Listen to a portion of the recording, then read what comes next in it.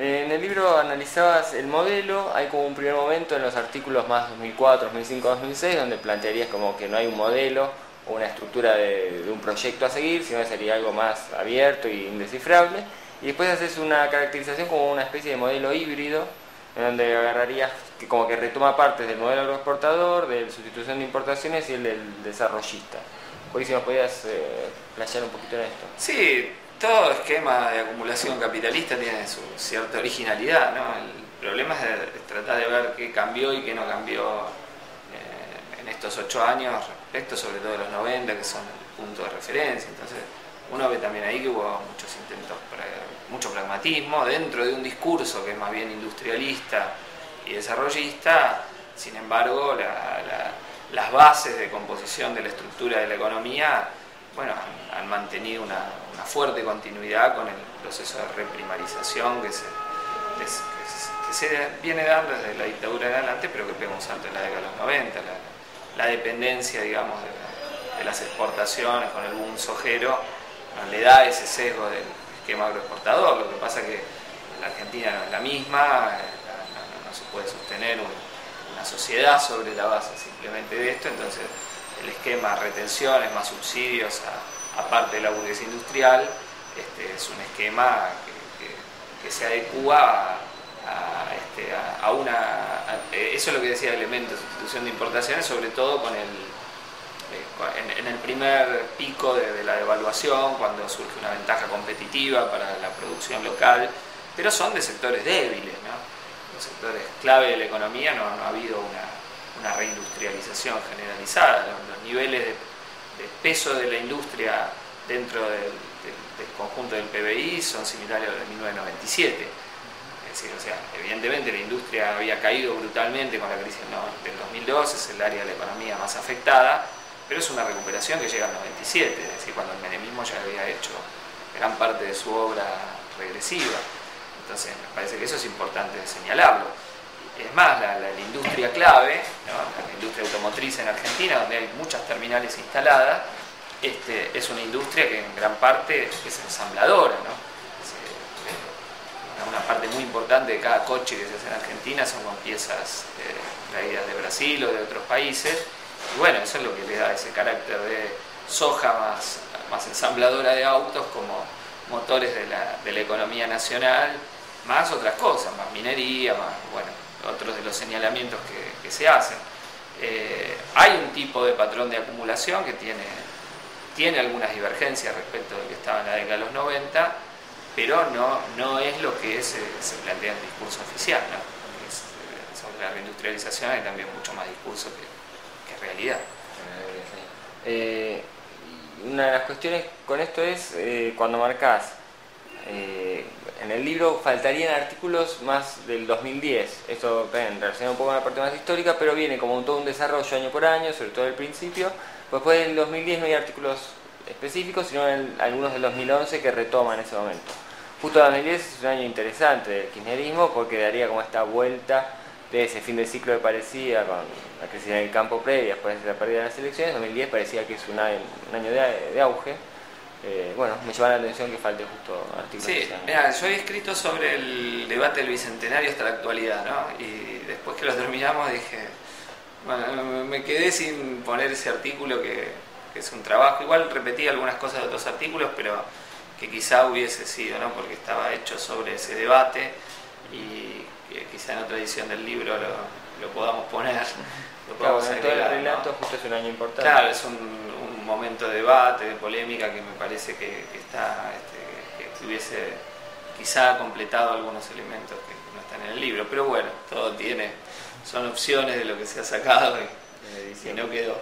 Y en algún momento, 2006, sobre todo en el análisis previo del 2001, en tesis de discusión, marcarías como que hay un auge obrero, que faltaría la dirección revolucionaria y que en las opciones de la clase trabajadora estaría la inmadurez para asumir ese rol, para aceptar cierta participación política.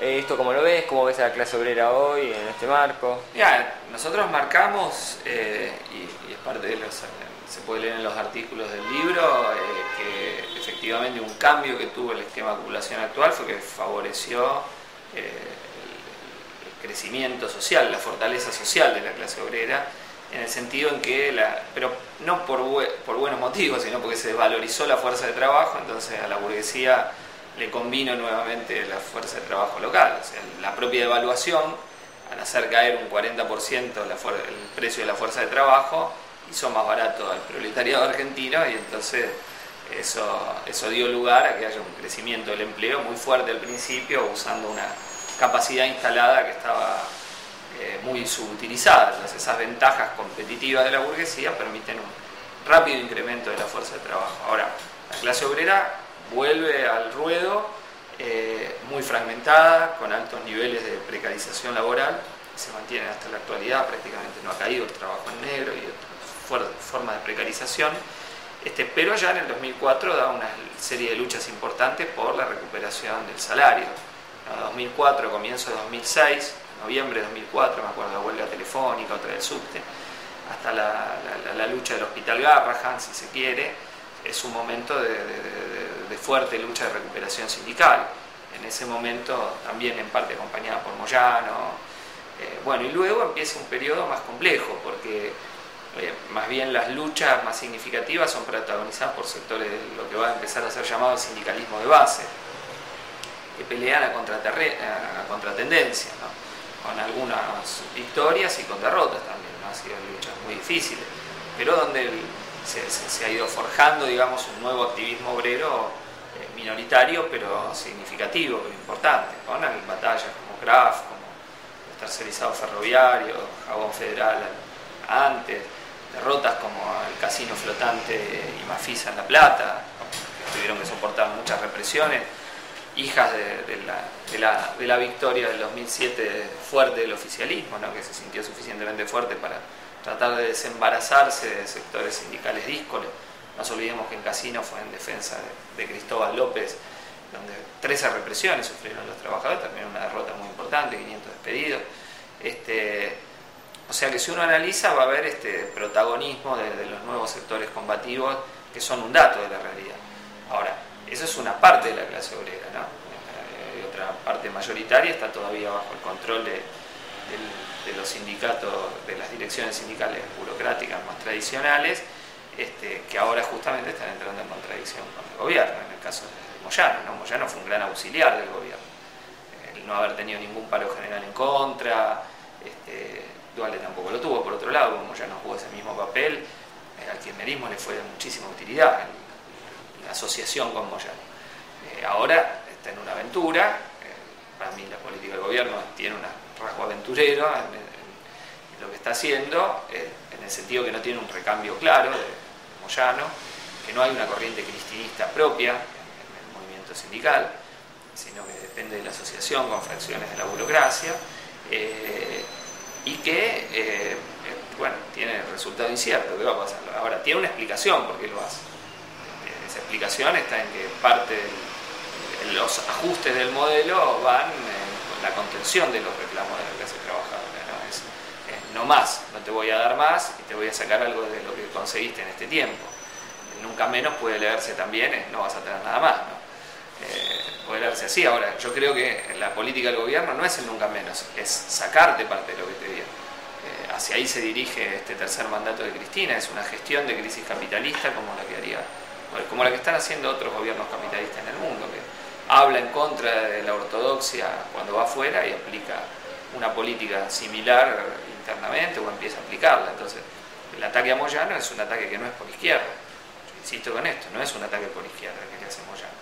Y Moyano no casualmente tiene un discurso en donde hace una amalgama entre dos cuestiones. Por un lado, una defensa corporativa de lo peor de la burocracia sindical, Zanola, que lo lleva a lazos con Barrio Nuevo, Venegas, etcétera, y por otro lado toma denuncias que hasta ahora veníamos haciendo de la izquierda y de la cual la CGT parece que no existían todos esos problemas, porque los únicos grandes actos que había hecho Moyano fueron para pelear cargo en el Frente para la Victoria, no para luchar contra la tercerización, etcétera. Cuando se peleaba contra la tercerización, la CGT hacía como no existía.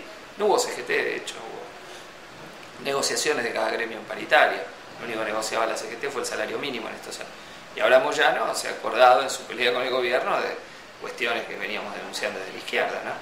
Y que, bueno, las han tenido que tomar en su discurso. Bueno, es un panorama político abierto, veremos cómo se desarrolla, pero de todas formas creo que cualquiera sean las disputas que se den en estos dos sectores de lo que fue la coalición oficialista en estos años, sigue habiendo un panorama muy importante para el crecimiento del sindicalismo combativo de izquierda, ¿no?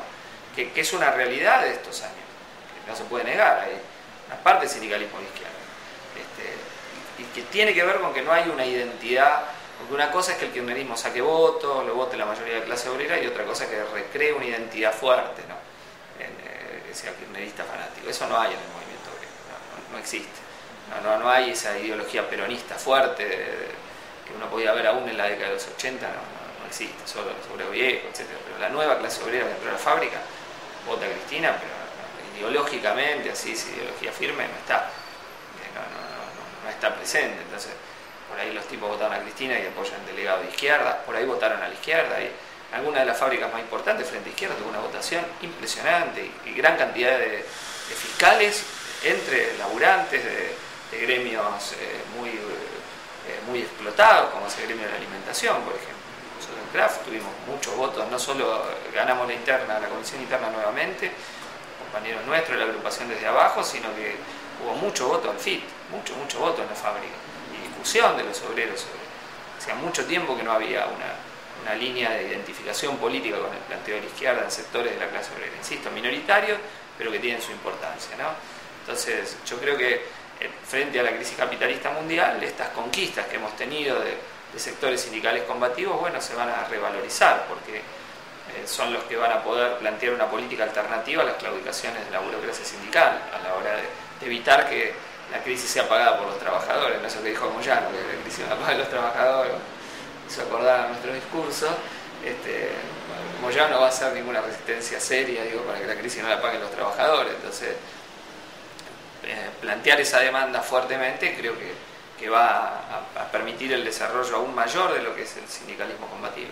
En las votaciones de fin de año de la Cámara de Diputados se endurecieron las penas para la ley antiterrorista. ¿Qué lectura tienen de esa ley y de ese hecho? No, muy grave. Creo que no hay que minimizar la gravedad que tiene esta ley que se está votando. Permite hasta duplicar las penas a cualquiera que haga un acto que puede ser tildado de terrorista, lo cual es de una vaguedad enorme. Puede ir desde una colecta solidaria para apoyar una huelga contra una empresa imperialista hasta un corte de ruta, un corte de vía. Bueno, es tan amplia la definición que se puede aplicar contra cualquiera. Ya la ley antiterrorista anterior que había impuesto Bush y que Kirchner había votado era un agravamiento muy preocupante, y esta ley ni hablar. Por eso han salido estos sectores del kirchnerismo fuertemente a cuestionarla, los sectores que están de acuerdo con el kirchnerismo, como Berbisky y el CEL, que tienen razón en toda la crítica que hacen, nosotros la compartimos, pero lo que acá ha quedado en evidencia es que la han votado, pese a todos los reparos, estado en contra de esta ley. Bueno, Pérez Esquivel también salió a denunciarla fuertemente, salió organismos de derechos humanos más vinculados a la izquierda también. Creo que es muy preocupante, ¿no? Que hay que desarrollar la movilización contra esta ley, porque la metieron, pasó casi sin que haya tiempo de responder a la altura de lo que es este ataque, y me parece muy grave, que es un aumento de legislación represiva que dependemos de la buena voluntad de un juez de que no la quiera aplicar, pero ya sabemos lo que es el aparato judicial, ¿no? El aparato que está persiguiendo hoy a más de 5.000 luchadores que están encausados, lo que algunos llaman una tercerización de la represión, en tanto el gobierno le pasa la pelota a la justicia, pero avala que se persiga a los luchadores. Recién hablábamos de los compañeros del sindicalismo combativo, bueno, están todos con causa. Hay un compañero que hoy perseguido, que no es judicializado, en algunos casos gravemente, le disputan 11, 12 cortes, otros tienen 7, 8, 9 causas. Bueno, prácticamente todos están por haber participado en las luchas en defensa de los intereses de sus compañeros. Y por otro lado, ese mismo aparato judicial no es que persigue a las empresas. Entonces, siendo el aparato judicial que tenemos y todo, la ley es una ley muy preocupante, ¿no? Yo creo que hasta los sectores del kirchnerismo que se dicen críticos deberían tomarlo en serio y deberían plantear una acción en contra de esta ley, ¿no? Ha estado, por ejemplo, muy por detrás carta abierta de Berbisky en esto. Aunque Berbisky es el enunciado que está en contra de la ley, después nos llamamos a movilización, a pelearlo en las calles, que creo que es la única forma que vamos a poder hacer que se vuelva atrás de este cambio que es muy grave. Para finalizar este análisis del kirchnerismo, pasaron 8 años. ¿Hay alguna parte que te parezca posible de definir como positivo de este proceso? ¿Todo te parece una especie de...? Lo que pasa es que un proceso histórico no se puede analizar como positivo o negativo. El kirchnerismo expresa un proyecto político divergente con el que nosotros expresamos. Es decir, aún tomándole la palabra, es un capitalismo en serio. Y eso es lo que luchamos por el socialismo. Entonces no podemos hacer una suma de debe y haber para analizar lo que ha sido un proceso histórico. Un proceso histórico que se ha dado con estas características y frente a estas características uno se sitúa. Es decir, yo creo que ha avanzado una cierta politización en la juventud, incluso en parte en el movimiento obrero. Eso se ha dado en este tiempo. Ahora, eso no es por obra y gracia del kirchnerismo, es parte del proceso histórico que ha ocurrido. Entonces yo lo analizo de ese modo, no diría negativo, positivo, eso. No creo que uno pueda plantearse en esa lógica de análisis cuando está planteando un proyecto político divergente, ¿no? Nosotros peleamos en términos de la lucha por la revolución socialista y es desde ahí desde donde nos vemos, y el kirchnerismo ha expresado un intento de recomposición, reestructuración de un Estado capitalista en crisis, ¿no? Y en ese sentido sí discrepamos con la visión de cierta izquierda kirchnerista que plantea el kirchnerismo como el instrumento de llevar adelante desde el Estado las demandas populares planteadas en el 2001. Desde nuestro punto de vista es un intento de cerrar el ciclo del 2001 en lo que hace a sacar al movimiento de masas de las calles y a reconstruir un Estado que tiene como función garantizar la reproducción del capital. Ahora, eso, como charlábamos el otro día, no es la mera reproducción de lo que era el menemismo. Cuando si a mí me dice un kirchnerista, pero vos no decís que somos como el menemismo, te digo, no te digo que somos como el menemismo porque no hubiera podido Kirchner ser Menem. Kirchner tuvo que responder a otra situación política y su alianza política no es la misma que la que tenía Menem. Si bien mantiene en pie gran parte de la herencia de los 90, entonces creo que hay que ver ese fenómeno tal cual se dio y bueno, y hacer un intento por interpretarlo, en nuestro caso no simplemente como analistas, sino como aquellos que tratamos de intervenir en la realidad política para llevarla en el sentido de la lucha por un gobierno de la clase trabajadora y porque avance la organización política independiente, clasista del movimiento obrero, ¿no? Nosotros no creemos que la clase trabajadora argentina vaya a ser peronista hasta los fines de los tiempos, sino que el peronismo ha tenido un ciclo histórico, ha sido un fenómeno histórico y que como tal puede resurgir una clase obrera con una identidad política clasista y de izquierda, y nosotros abonamos y luchamos por esto, ¿no? Insistiendo en que cuando digo una clase obrera la pienso como la clase que puede tener el liderazgo de la lucha para derrocar al imperialismo y para avanzar en la integración socialista de América Latina, aliada a todos los sectores oprimidos y explotados, y de ninguna manera sosteniendo solo consignas reivindicativas económicas o corporativas, sino planteándose, como decía Gramsci, como una clase hegemónica, ¿no? Como una clase que toma todos los problemas que hacen a la vida de la sociedad y que intenta darles una salida divergente a la que le dan las distintas fuerzas capitalistas, ¿no? Entonces es un poco como nosotros lo pensamos.